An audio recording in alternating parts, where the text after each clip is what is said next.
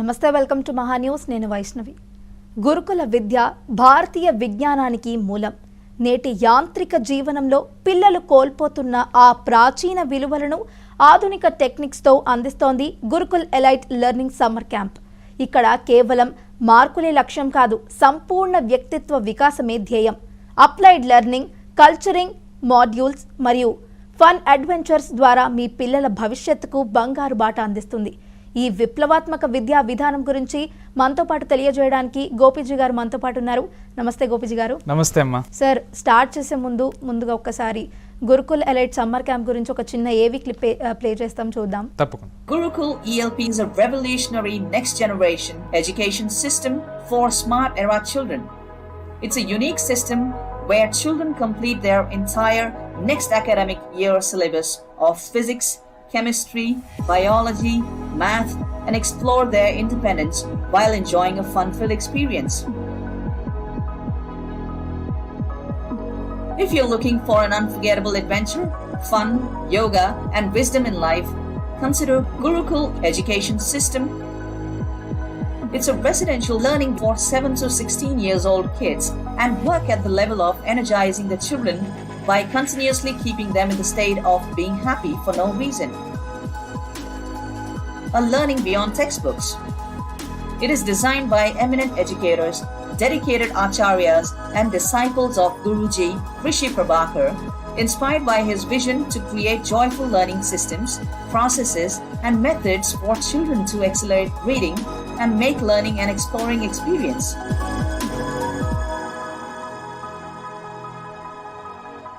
The course components enable the student to develop self-confidence and imbibe the skills of learning, thinking, and application.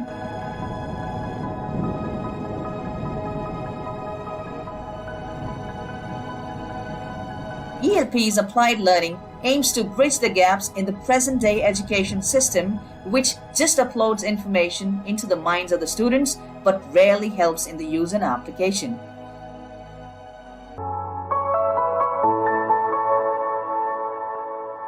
Gopi గారు, అయితే ప్రస్తుతం ఉన్న కాలంలో పిల్లలు ఏ విధంగా ఉన్నారంటే స్మార్ట్ ఫోన్స్కు బాగా అడిక్ట్ అయిపోయి ఇటు మన చుట్టుపక్కల ఉన్న మనుషులతో అసలు మాట్లాడడమే మర్చిపోయారని చెప్పాలి.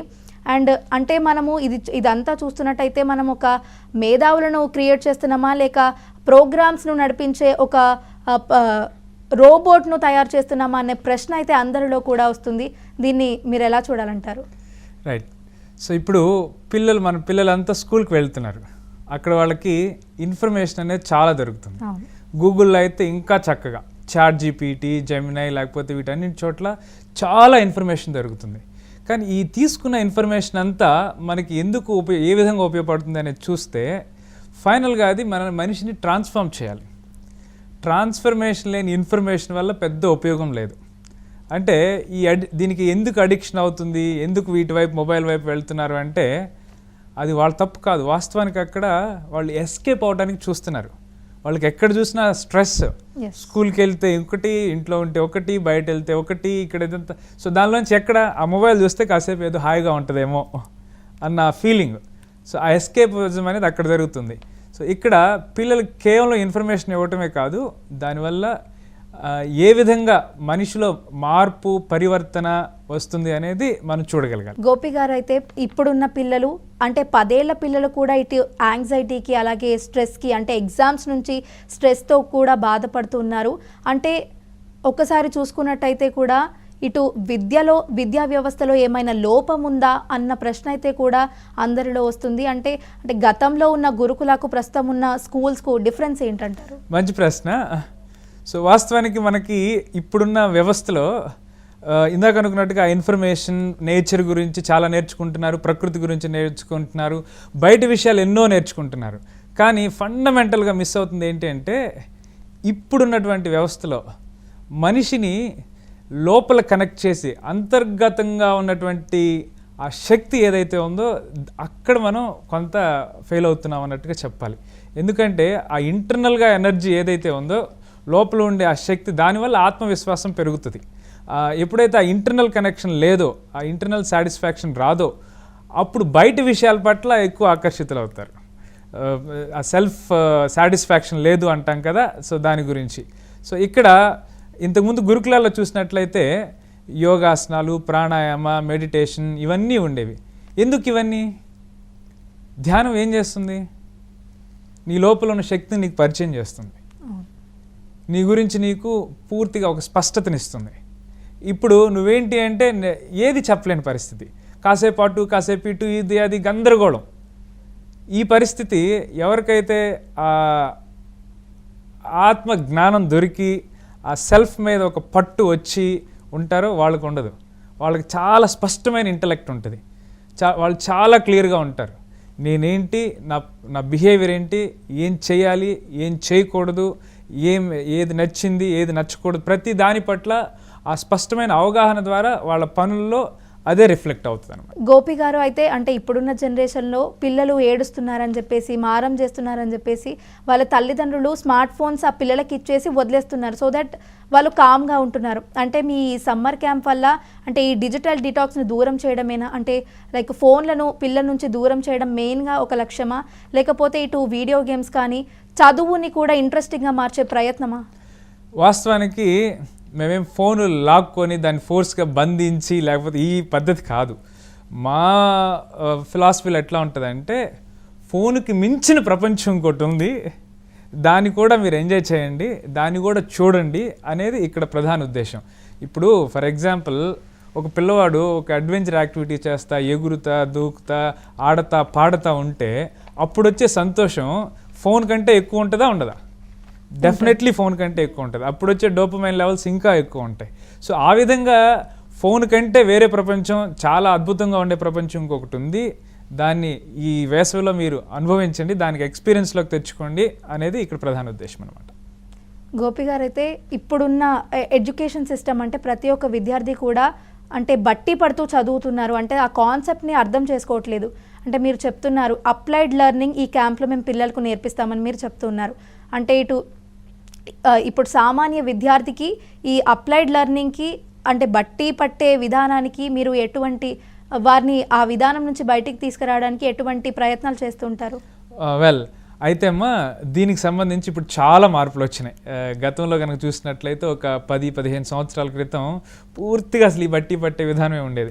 అంటే మీకు ఏదో ఒక సబ్జెక్ట్ అంటే మీరు ఒక 100 క్వశ్చన్స్ ఉంటాయి, వాటికి ఆన్సర్లు బట్టి పట్టండి, మీరు పాస్ అయిపోతారు, లేదంటే మీకు ఇంత మార్క్స్ వస్తాయి అనే విధంగా ఉండేది. కానీ ఇప్పుడు కనుక గమనించినట్లయితే NCERT they have done extremely great work, వాళ్ళు చాలా మంచి వర్క్ చేశారు. కొంచెం అప్లైడ్ పిల్లలకి యాక్టివిటీస్ కానీ ఇవన్నీ పెరిగినాయి. ఎట్ మనం చెప్పేది మేము ఇప్పుడు కాదు, ఎప్పటి నుంచో పోరాడుతూ వస్తున్నాం దీని గురించి దాదాపుగా. అఫ్ కోర్స్ ఇప్పుడు చాలా మార్పులు చూస్తున్నాము, చాలా మంచి విషయాలు ఇవన్నీ. కాకుంటే మనం ఇక్కడ చెప్పదలసిన విషయం ఏంటంటే ఒక పిల్లవాడు లెట్స్ సే లైక్ ఫోటోసింథసిస్ అనేది ఉంది, ఆ ఫోటోసింథసిస్ గురించి ఆ థియరీ ఏదో నేర్చుకొని ఆ ఫార్ములా గుర్తుపెట్టుకున్నారు అంటే దానివల్ల అది పేపర్లోనే అవుతుంది. కానీ అదే ఒక ప్రాక్టికల్గా ఒక విత్తనం నాటి దానిలో నుంచి ఆ మొక్క రావటం, దాన్ని చూడటం, ఆ తర్వాత వచ్చి దానిలోంచి ఫ్రూట్స్ కానీ దాన్ని ఈ ఎంటైర్ జర్నీ ద్వారా గోత్రూ అయినప్పుడు అది మనిషి మీద ఎంత ఇంపాక్ట్ ఉంటుంది. ఇప్పుడు మనం చదివిని మర్చిపోతాం, కానీ చేసినవి అంత తొందరగా మర్చిపోం, అనుభవంలోకి తెచ్చుకున్నవి అంత తొందరగా మర్చిపోం. సో ఇక్కడ ఏంటంటే ఆ ఎక్స్పీరియన్స్డ్ లెర్నింగ్ ఇవ్వడానికి కొంత యాక్టివిటీస్ అనేవి మనం ప్రవేశపెట్టామన్నమాట కార్యక్రమంలో. గోపి గారు అయితే చాలామంది పిల్లలు కూడా చదివినవి తొందరలోనే మర్చిపోతూ ఉంటారు. అంటే మీ ఈ క్యాంప్లో చేరిన పిల్లలు కూడా చెప్తూ ఉన్నారు. అంటే ఇక్కడ ముఖ్యంగా speed learning and memory technique అనేది మెయిన్, ఇదొక మ్యాజిక్ లాగా పిల్లలకి ఉపయోగపడుతుందని చెప్పేసి చెప్తూ ఉన్నారు. అంటే తక్కువ సమయంలో ఎక్కువ ఇన్ఫర్మేషన్ని గుర్తుపెట్టుకోవడం ఎలా, దీని వెనుక ఉన్న సీక్రెట్ ఏంటి? వండర్ఫుల్. సో ఇక్కడ ఏంటంటే ఇదేదో మేము మ్యాజిక్ చేస్తాము ఇది ఏం లేదు. వాస్తవానికి మన బ్రెయిన్కి అంత సామర్థ్యం ఉంది, పిల్లవాడి మెదడుకి అంత సామర్థ్యం ఉంది. ఆ సామర్థ్యాన్ని ఎలా వాడాలి అనేదే మనం ఏన్షియంట్ అండ్ మోడర్న్ టెక్నిక్స్ ఈ రెండింటిని, ancient techniques and modern techniques రెండింటిని ఉపయోగించి స్పీడ్ రీడింగ్ అనేది చేపిస్తాం. అసలు ఈ స్పీడ్ రీడింగ్ ఇదంతా ఏంటి అనేది నేను ఒక చిన్న బ్యాక్గ్రౌండ్ ఇస్తాను దీనికి. ఫర్ ఎగ్జాంపుల్ ఒక పిల్లవాడు ఒక టెక్స్ట్ బుక్ చదవటానికి, ఒక comic, news paper, story book చదవటానికి మధ్య గల వ్యత్యాసం ఏంటి? Comic, story book, news paper చదివినప్పుడు జనరల్గా ఏం చదివావంటే చెప్తారు. బట్ అదే టెక్స్ట్ బుక్ స్కూల్లో నేర్చుకుంటారు, ట్యూషన్లో నేర్చుకుంటారు, అక్కడికి వెళ్తారు, ఇక్కడికి వెళ్తారు, ఇంత చేసినా కానీ టెక్స్ట్ బుక్ గుర్తుపెట్టుకోరు. అదే మూవీ చూసిన తర్వాత చెప్తారు, చక్కగా చెప్తారు. ఎంత బాగా చెప్తారంటే సీన్ టు సీన్ చెప్తారు. But where as a text book difficult. ఎందుకు జరుగుతుంది ఇది? దీనికి గల ప్రధాన కారణం ఏంటి? సో దీని కనుక ఒక్కసారి క్షుణ్ణంగా పరిశీలించి చూస్తే మూవీలో నుంచి, న్యూస్ పేపర్లో నుంచి, కామిక్లో నుంచి ఏ ఎగ్జామ్ లేదు, న్యాచురల్గా గుర్తుంటుంది. వేరాజ్ టెక్స్ట్ బుక్ అనేసరికి రేపు నాకు ఎగ్జామ్ ఉంది, ఈ ఎగ్జామ్లో నాకు మార్కులు తక్కువ వచ్చినాయంటే దట్స్ ఇట్, ఐఎమ్ డన్. మా పేరెంట్స్ తిడతారు, మా టీచర్స్ తిడతారు, పియర్ కంపారిజన్, అది ఇది ఇలాంటివన్నీ ఉంటాయి. అంటే అక్కడేంటి? స్ట్రెస్, అంటే పిల్లలకి ఆ భయం వల్ల. Exactly, fear and stress. So ఎప్పుడైతే ఈ ఫియర్ అండ్ స్ట్రెస్తో వీళ్ళు ఆపరేట్ చేస్తున్నారో వాళ్ళ బ్రెయిన్కి ఇచ్చే ఇన్స్ట్రక్షన్ ఏంటంటే నేను చదివింది నాకు గుర్తుండే తీరాలి, గుర్తుంటేనే, లేకపోతే నో, కుదరదు. సో ఈ విధంగా వాళ్ళు చేయటం వల్ల అది చాలా డిఫికల్ట్ అవుతుంది, ఇంకా ఎక్కువ డిఫికల్ట్ అవుతుంది. పిల్లల యొక్క మానసిక స్థితి ఎలా ఉంది, ఏ స్థితిలో ఉంచి మనం వాళ్ళతో ట్రాన్సాక్ట్ చేస్తున్నాం, ఆపరేట్ చేస్తున్నాం, డీల్ చేస్తున్నాం అనేది చాలా మోస్ట్ ఇంపార్టెంట్. అందుకే గురుకులాల్లో మనస్థితికి ప్రధానమైనటువంటి విలువ ఇస్తారు. సో ఇక్కడ చైల్డ్ మైండ్ని ప్రిపేర్ చేసి దాని ద్వారా ఈ స్పీడ్ రీడింగ్ అంటే ఒక 60 to 80 pages per hour చదివేటట్లుగా మనం ట్రైనింగ్ ఇస్తాం. దాని ద్వారా టెక్స్ట్ బుక్ అంతా ఎంత ఉంటుందమ్మా? ఒక 200 పేజీలు, 300 పేజీలు. సో విత్ ఇన్ 2 డేస్లోనే 200-300 pages టెక్స్ట్ బుక్ని ఒక 4-5 times చదువుతారు, స్టోరీ బుక్, కామిక్ లాగా. ఈ విధంగా చదివిన తర్వాత ఓకే ఇప్పుడు 2 రోజులు చదివారు కదా, చివరిలో end of the lesson questions ఉంటాయి, ఒకసారి చూడండి. ఆన్సర్ వస్తే ఓకే, రాకపోతే ఓకే, జస్ట్ చూడండి. చెప్పినప్పుడు మీరు అప్పుడు పిల్లల యొక్క మొహంలో కనుక వాళ్ళని పరిశీలిస్తే చాలా బ్రైట్నెస్ ఉంటుంది, చాలా ఎనర్జీ ఉంటుంది. ఎందుకంటే వాళ్ళకి 8 out of 10 క్వశ్చన్స్కి ఆన్సర్స్ తెలిసిపోతూ ఉంటాయి. ఇది ఎందుకు సాధ్యపడింది అంటే ఇక్కడ స్ట్రెస్ లేదు, ఫియర్ లేదు, అది కంప్లీట్ డిఫరెంట్ ఎన్వైర్న్మెంట్. అటువంటి ఎన్వైర్న్మెంట్ ఈ కాంక్రీట్ జంగిల్లో, కాంక్రీట్ వీటి మధ్యలో రాదు. అందుకే మనం పిల్లల్ని నేచర్లోకి తీసుకెళ్తాం, నేచర్కి అనుగుణంగా అక్కడ ఉంచి ఈ ప్రక్రియ అంతా చేస్తాం. సో అక్కడ 1-2 రాకపోతే ఏం పర్లేదు, మనకు 2 రోజులు అయింది, ఇంకా సంవత్సరం ఉంది, మళ్ళీ ఆ వెనక్కి వెళ్ళండి, ఒకసారి వాటిని చూడండి, మళ్ళీ ఆన్సర్ చేసుకోండి మీ మైండ్లో. ఇది మొదటి స్టెప్లో చేస్తాం. ఈ విధంగా ముందుకు వెళ్తా మీరు మెమరీ గురించి అడిగారు, ఇంకొక 2 స్టెప్లో దాన్ని ఆ రెడ్ మెటీరియల్ని ఆర్గనైజ్ చేసుకుంటా. అంటే వాస్తవానికి ఇప్పుడు ఆ సమయానికైతే అది గుర్తుంటుంది, కానీ లైఫ్ లాంగ్ అది గుర్తుంటుందా అంటే లేదు. సో దానికి ఏంటి, అగైన్ ఆ రెడ్ కంటెంట్ ఏదైతే ఉందో దాన్ని ప్రాపర్గా ఆర్గనైజ్ చేయాలి. What is the importance of organizing? ప్రతి ఒక్కరికి తెలిసిందే, ఇల్లు చక్కగా ఆర్గనైజ్ చేసుకుంటే బాగుంటుందా, ఎట్లా పెడితే బాగుంటుందా? ఆర్గనైజ్ చేసుకో. లైబ్రరీలో బుక్స్ అన్నీ ఎట్లా పెడితే అట్లా ఇసిరేసి లేకపోతే ఒక ఇట్లా వేస్తే బాగుంటుందా, ప్రాపర్గా ఆర్గనైజ్ చేస్తే బాగుంటుందా? ఆర్గనైజింగ్ బెనిఫిట్ ఏంటి? తొందరగా యాక్సెస్ చేయొచ్చు. మీరు చక్కగా పెట్టుకుంటే వస్తువు ఎక్కడుందో తెలుస్తుంది, ప్రతిసారి అక్కడికి వెళ్తారు, దాన్ని తీసుకుంటారు, వాడతారు, మళ్ళీ అక్కడ పెడతారు. సో అది మీకు సబ్ కాన్షియస్లో అక్కడ లోపల ఉండిపోతుంది. అదేవిధంగా ఈ రెడ్ కంటెంట్ ఏదైతే ఉందో దీన్ని కనుక ప్రాపర్గా బ్రెయిన్లో, మెమరీలో ఆర్గనైజ్ చేయకపోతే అది గజిబిజి గందరగోళం అయిపోయి టైంకి అవసరమైనప్పుడు దొరకదు, రాదు. సో ఇప్పుడు మనం చేసేది ఏంటంటే ఆ పారాగ్రాఫ్లో what is that particular keyword that contains maximum information అనేది పిక్ చేసుకొని అటువంటి వాటన్నింటినీ ఒక చోట పెట్టాలి. లైక్ ఈ 10-15 pages ఉండే లెసన్ ఏదైతే ఉందో we bring it down to 3 to 4 pages. దాని కంప్రెస్డ్ వర్షన్ వస్తుంది, సినాప్సిస్ లాగా. ఇట్ ఈస్ జస్ట్ లైక్ ఇప్పుడు మనకి ఫిజిక్స్ టీచర్ ఉంటారు, 3 ముక్కలు తీసుకెళ్ళి 30 గంట పాఠం చెప్పి వస్తారు. సో అదే స్టైల్లో వీళ్ళ ఓన్ నోట్స్ వీళ్ళు తయారు చేసుకుంటారు. అలా చేసుకున్న తర్వాత అప్పటికి కూడా దట్స్ ఫైన్. బట్ ఇంకొక స్టెప్ ముందుకెళ్తే ఆ 3-4 pagesలో ఉన్నటువంటి కాంటెంట్ ఏదైతే ఉందో అది అంతా ఒక సింగిల్ మైండ్ మ్యాప్, ఒక సింగిల్ పేజ్లో ఇమేజ్ లాగా కన్వర్ట్ అవుతుంది. సో ఇందాక మీరు అడిగారు మెమరీ అని. సో ఈ మెమరీ అనేది వాస్తవానికి ఇమేజ్ ఫార్మాట్లో చాలా ఈజీ. ఏదైనా మనం ఒకసారి ఒక ఇమేజ్ని, ఒక పిక్చర్ని చూసినప్పుడు దానిలో చాలా డీటెయిల్స్ గుర్తుంటాయి, కళ్ళ ముందు మెదులుతూ ఉంటుంది, అవునా? అవును. అదే టెక్స్ట్ చదివినప్పుడు గుర్తుండదు, మర్చిపోతారు. ఎందుకు చెప్పండి? అక్కడ అంటే ఇమేజ్ అనేది కలర్ఫుల్గా అర్థమయ్యే విధంగా ఉంటుంది, అదే టెక్స్ట్ ఫామ్ని చదవాలా అన్న విధంగా పిల్లలు చూస్తారు. వండర్ఫుల్. వాస్తవానికి ఏంటంటే ఆ మెమరీ ఫార్మాట్ ఇమేజ్ ఫార్మాట్ అనమాట. సో అక్కడ టెక్స్ట్ చదివేటప్పుడు ఏంటంటే మనం పదాలే చదువుతాం, దానిలో ఉన్న భావాన్ని ఎంతవరకు తీసుకుంటున్నాం అనేది మనకు తెలియదు. అది రావచ్చు రాకపోవచ్చు, మనం దానికి పూర్తిగా దానిలో ఇన్వాల్వ్ అయి ఉంటే మేబీ కొన్నిసార్లు ఆ భావం తెలవచ్చు, లేకపోతే ఆ పదాలు ఏదో చదివామంటే చదివాము అన్నట్టుగా ఉంటుంది. కానీ ఇక్కడ ఈ ఇమేజ్ అనేది అది ఒక ఇంప్రెషన్ క్రియేట్ చేసిన తర్వాత దానిలో చాలా డీటెయిల్స్ మనకు గుర్తుంటాయి. సో ఇప్పుడు ఈ ఇమేజెస్ మైండ్ మ్యాప్స్ ఏవైతే ఉన్నాయో నెక్స్ట్ 40 days ఒక మండలం, ప్రస్తుతానికి ఇప్పుడు నేను హనుమాన్ దీక్షలో ఉన్నా, ఒక 40 రోజులు చేస్తున్నాం. ఎందుకు చేస్తాము? ఏదైనా నాలో ఒక భాగం కావాలి అంటే ఆ సైంటిఫిక్గా చెప్పినట్లయితే ఆ న్యూరాన్ పాత్వే అంటారు కదా, ఆ న్యూరాన్ పాత్వే ఫుల్గా క్రియేట్ అయ్యి ఆ ప్యాటర్న్ స్టాండర్డ్ అయిపోయి నీలో పార్ట్ అయిపోవాలి అంటే దానికి ఒక 40 days సాధన చేయాలని మన పెద్దవాళ్ళు ఎప్పుడో చెప్పారు. ఈవెన్ ఇప్పుడు కొత్త సైన్స్ చెప్పినా కానీ 40-70 days అన్నట్టుగా వీళ్ళు చెప్తారు.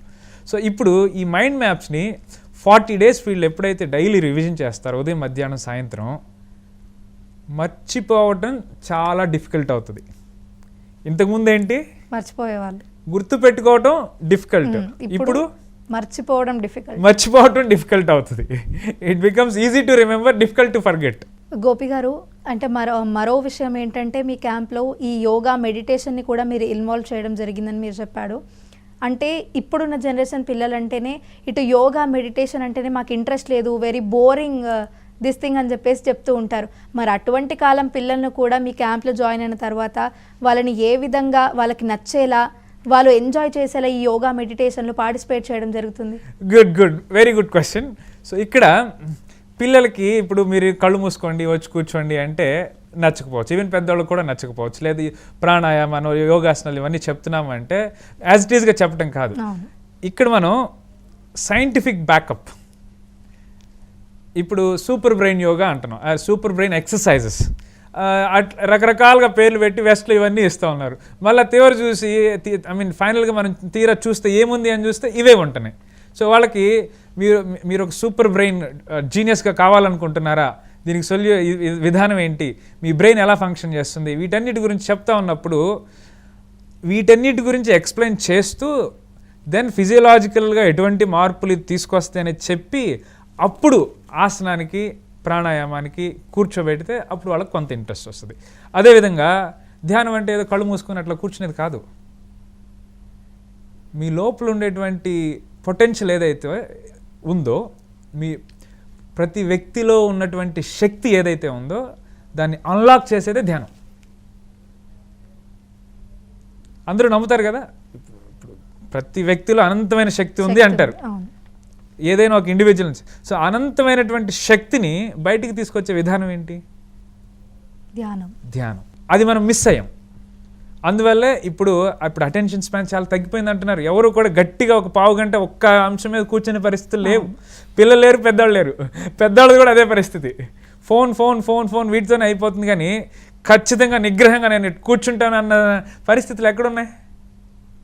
అది ధ్యానంలో వస్తుంది. సెన్సెస్ మీద కంట్రోల్ ఎక్కడి నుంచి రావాలి? ధ్యానం. లేదంటే ఇంక ఏది చూస్తే అదే, ఈరోజు నేను ఇది చూశాను నాకు ఇది కావాల్సిందే. వాళ్ళకి ఆ కార్ వచ్చింది, వీళ్ళకి ఈ బంగ్లా ఉంది, ఈ డ్రెస్ ఉంది, ఆ జ్యువెలరీ ఉంది, అది ఇది, పిల్లలైనా పెద్దోళ్ళైనా. సో కళ్ళతో చూసిన ప్రతి ఒక్కటి అవసరమా కాదా అనేది ఎవరు చెప్పాలి? దానికి మనిషి లోపల బుద్ధి అనేది ఒకటి ఉంటుంది. ఆ బుద్ధి చక్కగా పనిచేస్తే ఓకే ఇది చాలా ఎక్స్పెన్సివ్గా ఉంది, ఇది నాకు ఇప్పుడు నిజంగా అవసరమా, దీనివల్ల నాకేమన్నా ఇది నాకు అవసరం ఉండి చేస్తున్నానా, లేకపోతే ఏదో చూపించుకోవడానికి లగ్జరీగా లేకపోతే వీటి కోసం చేస్తున్నానా అనే విచక్షణ అక్కడ కలుగుతుంది. ఇవన్నీ చక్కగా పనిచేయాలి, ఆ థాట్లో క్లారిటీ ఉండాలి, ఇవన్నీ నీ గ్రోత్కి అనుగుణంగా ఉండాలి అంటే ఎక్కడ దానికి? ధ్యానం. ఆ మెడిటేషన్లో ఆ సెటిల్నెస్ వస్తుంది, కామ్నెస్. అప్పుడు నీ బుద్ధి చక్కగా పనిచేస్తుంది, నీ మనసు నీ మాట వింటుంది, ఈ సెన్సెస్ ఏవైతే ఉన్నాయో వాటి వెనక వాళ్ళు పరిగెత్తే విధానం ఉండదు. సో ఇవన్నీ పిల్లలకి యాజ్ ఇట్ ఈజ్గా ఇట్లా చెప్తామని కాదు, కొంచెం స్టోరీస్ ఫామ్లో కొంచెం ఎగ్జాంపుల్స్ ఫామ్లో వాళ్ళకి అర్థమయ్యే విధంగా చెప్తాం. అట్ ది సేమ్ టైం వీటిలో చాలా విషయాలు పేరెంట్స్ కూడా నేర్చుకోవాలి. ఎందుకంటే మేము ఇప్పుడు మీ దగ్గరకు ఏదో ఒక నెల పంపించాము అక్కడ వాళ్ళు వచ్చేసారు అనేది కాదు. ఇది మీరు జీవితంలో ఒక భాగం చేసుకొని ఒక ఐడియల్ లైఫ్ స్టైల్ని అలవర్చుకొని మిమ్మల్ని మీరు వృద్ధి చేసుకునేటువంటి తరగతులు ఇవి.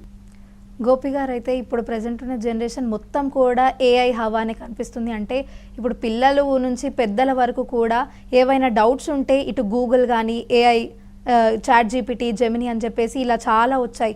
ఆ డౌట్స్ అన్నిటినీ కూడా ఇటు వాటికి అడిగితే అది కూడా సమాధానం చెప్తుంది. అంటే ఇప్పుడున్న సిచ్యువేషన్లో ఈ పిల్లలకు గురువులు అవసరం అంటారా? Wonderful, fantastic question. ఇవన్నీ సమాధానం ఇస్తున్నాయి కదా, ఇన్ఫర్మేషన్ అవైలబుల్గా ఉంటుంది కదా. సో ఇప్పుడు ఈ మెథడ్లన్నీ ఏమవుతున్నాయి అంటే ఒక సింపుల్ హార్డ్ డిస్క్ లాగా అయిపోతున్నాయి.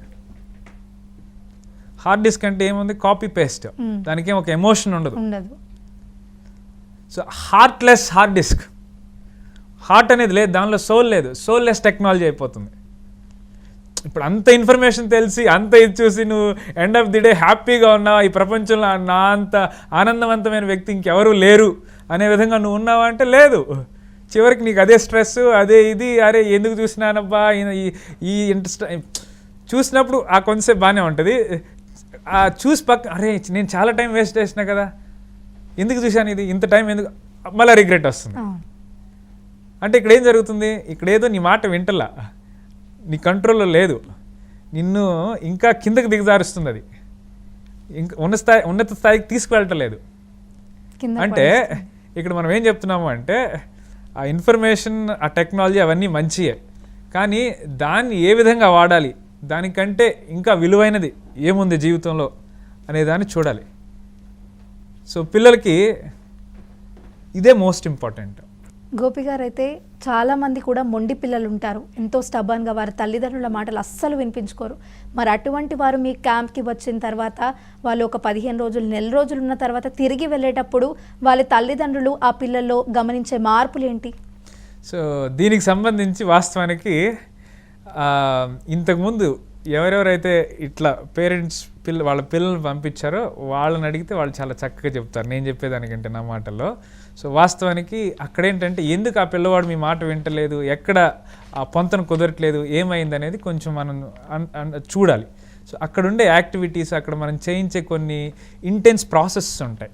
ఈ ప్రాసెస్లో ఆ మౌనం అనేది ఏదైతే ఉందో అక్కడ ఈ ఎమోషనల్ బ్యాలెన్స్, ఎమోషనల్ ట్రైనింగ్, ఆ కోషెంట్ ఏదైతే ఇస్తామో ఆ పిల్లలు చాలా కొత్త విషయాలు రియలైజ్ అవుతారు అక్కడ. గోపీజీ గారు అయితే చాలామంది మీ క్యాంప్కి వస్తూ ఉంటారు.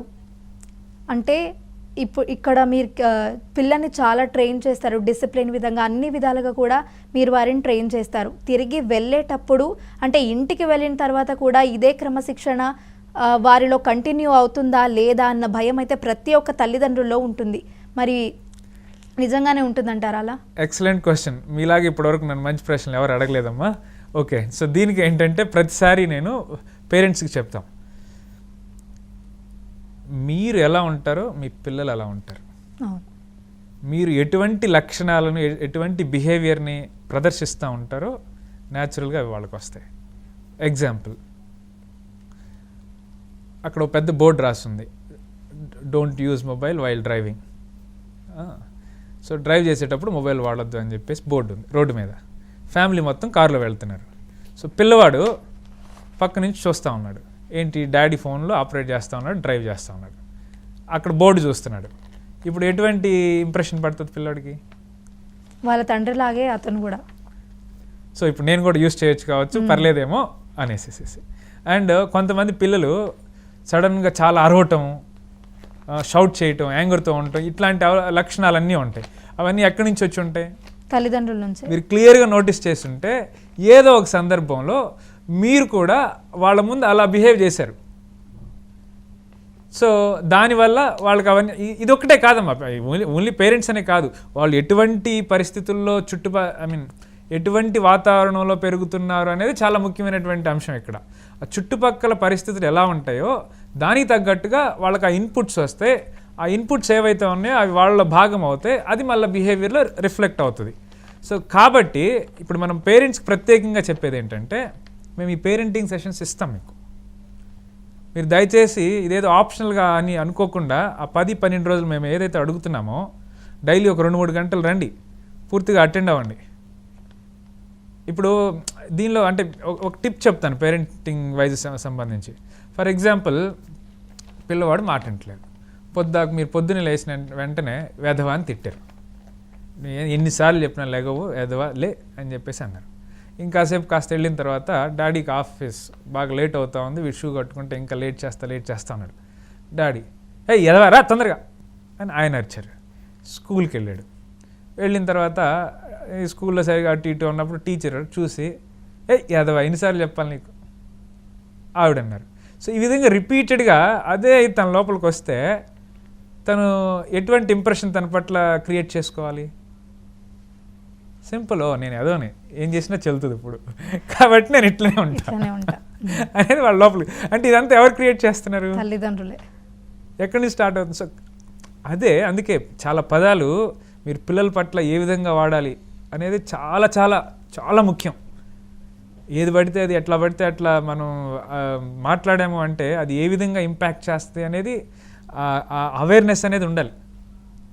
సో దానికి సంబంధించి ఏంటంటే ఆ సెల్ఫ్ ఇమేజ్ క్రియేట్ చేసే దానిలో పిల్లలకి వాళ్ళ పట్ల ఏమనుకుంటున్నారు, వాళ్ళు ఏమనుకుంటున్నారు అనేది ఒకవైపు వాళ్ళు చేయాల్సిన వర్క్ ఉండగా పేరెంట్స్గా, ఎందుకంటే ఎక్కువ టైం స్కూల్లో ఉంటారు, ఇంట్లో ఉంటారు, ఇది తప్ప వాళ్ళు ఇంకెక్కడికి వెళ్ళకపోవచ్చు దాదాపుగా.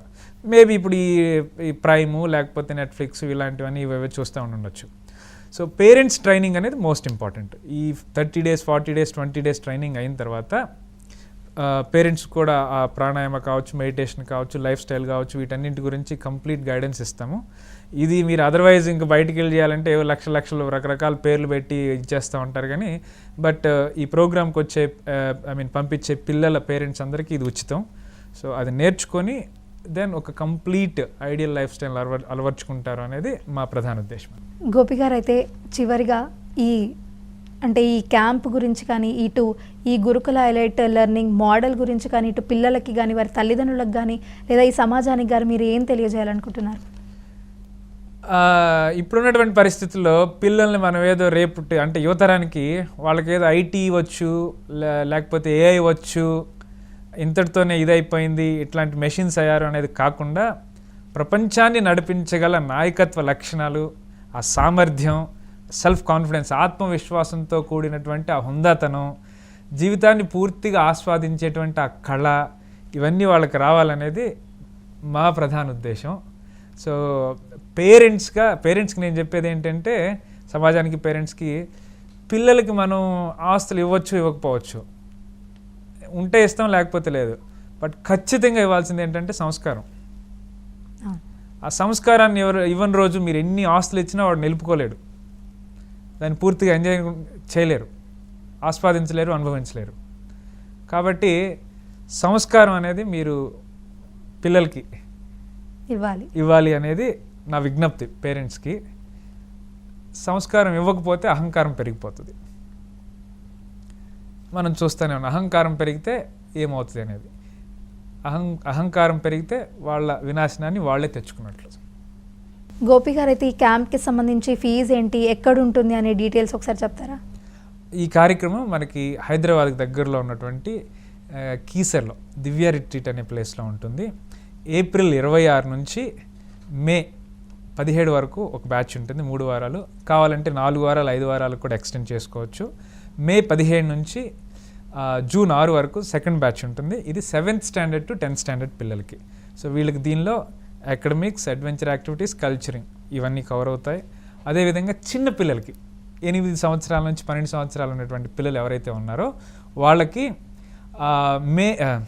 వాళ్ళకి ఏప్రిల్ 26 నుంచి ప్రతి ఆదివారం ఒక బ్యాచ్ ఉంటుంది.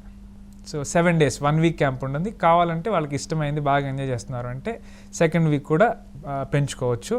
దీనికి సంబంధించి మేము రిక్వెస్ట్ చేసేది ఏంటంటే, వీళ్ళ ఖర్చుల నిమిత్తం అక్కడ ఫుడ్, అకామిడేషన్, యాక్టివిటీస్ అవి ఇవి ఏవైతే ఉన్నాయో ఈ 3 వారాల కార్యక్రమానికి 30,000 ఉంటుంది. అదే చిన్న పిల్లలు 8 రోజులు 1 week అయితే 10,000 ఉంటుంది.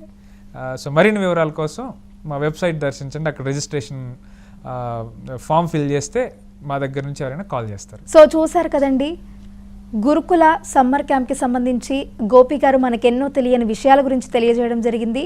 అలాగే ఇంకా కూడా మీకు ఏమైనా డౌట్స్ ఉంటే స్క్రీన్ పైన కనిపిస్తున్న నంబర్స్కి కాల్ చేసి మీ డౌట్స్ అన్నిటినీ కూడా గోపి గారి త్రూ కానీ వారి మేనేజ్మెంట్ త్రూ కానీ క్లియర్ చేసుకునే అవకాశం అయితే ఉంది. ఇది వాటి కార్యక్రమం. మరో కార్యక్రమంతో మళ్ళీ కలుద్దాం. అంతవరకు చూస్తూనే ఉండండి మహా న్యూస్.